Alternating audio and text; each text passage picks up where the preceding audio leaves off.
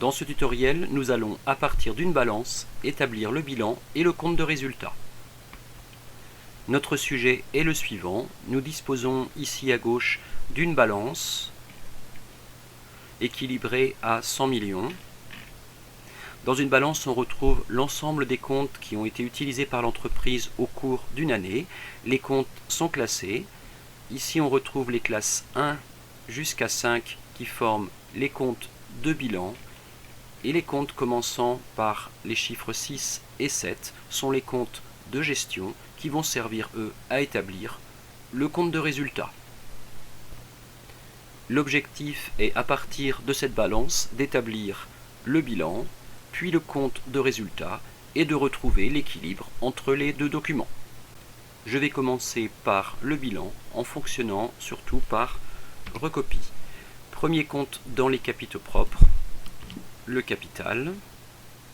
Je prends aussi les réserves et le résultat pour un montant de 2 300 000 et je peux recopier le suivant. Passons à l'actif immobilisé. On retrouve les constructions et je peux recopier pour avoir les deux autres.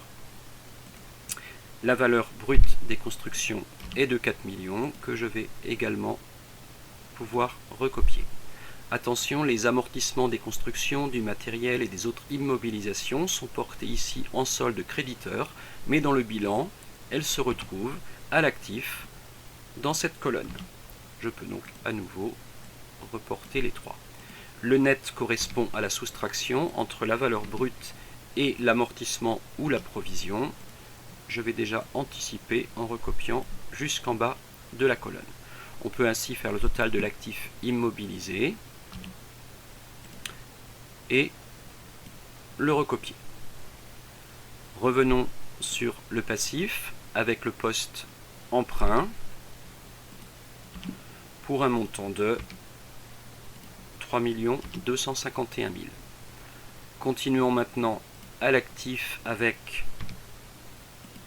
les stocks, 3 stocks différents avec pour valeur ces 3 valeurs que je peux recopier.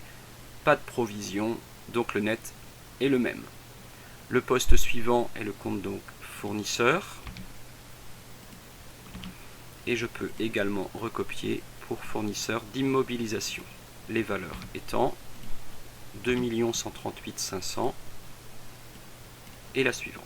Je reviens dans l'actif circulant avec le compte client ainsi que le compte client douteux pour des valeurs que je vais recopier. Attention, on constate une provision pour dépréciation des comptes clients de 20 000. Elle aussi, elle se porte dans l'actif, mais dans la colonne de provision. Passons à nouveau dans les dettes pour reporter la sécurité sociale ainsi que la TVA à décaisser, soit 320 000,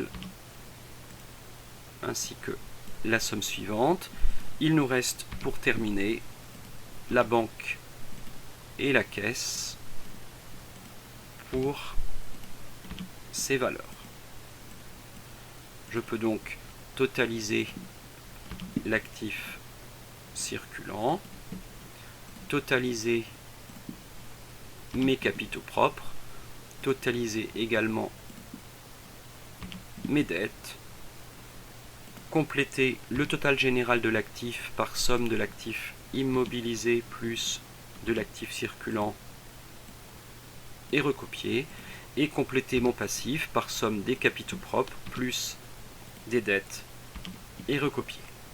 On constate à ce stade que actifs et passifs ne sont pas égaux.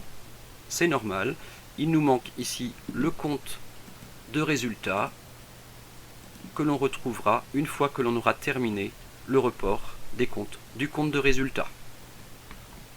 Le sujet nous précise ici qu'il y a des concours bancaires courants pour 51 000 €.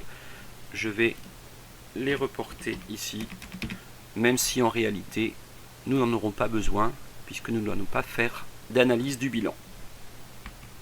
Passons maintenant au compte de résultat. on y retrouve côté gauche les charges, côté droit les produits. Je vais d'abord reporter les différentes charges de l'entreprise jusqu'aux dotations, aux amortissements et aux provisions, avec pour montant les valeurs qui sont là, ce qui va être un peu plus rapide. Côté produits, le premier des produits, ce sont les ventes de produits finis.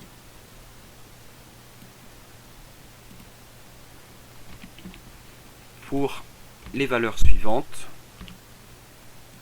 que je vais recopier.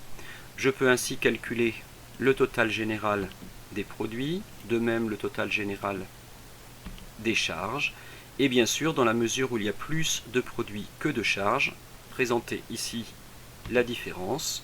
Le résultat est donc un bénéfice égal à 84 639 moins 83 504 600, soit 1 134 400.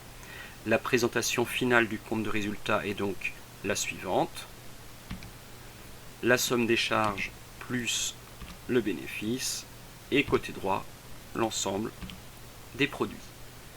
Pour que nos deux documents soient équilibrés, le résultat de l'exercice bénéficiaire vient compléter ici mon bilan, 1 134 400, ce qui doit me permettre de montrer que actifs et passifs sont bien équilibrés sur la base de 11 325 400 chacun.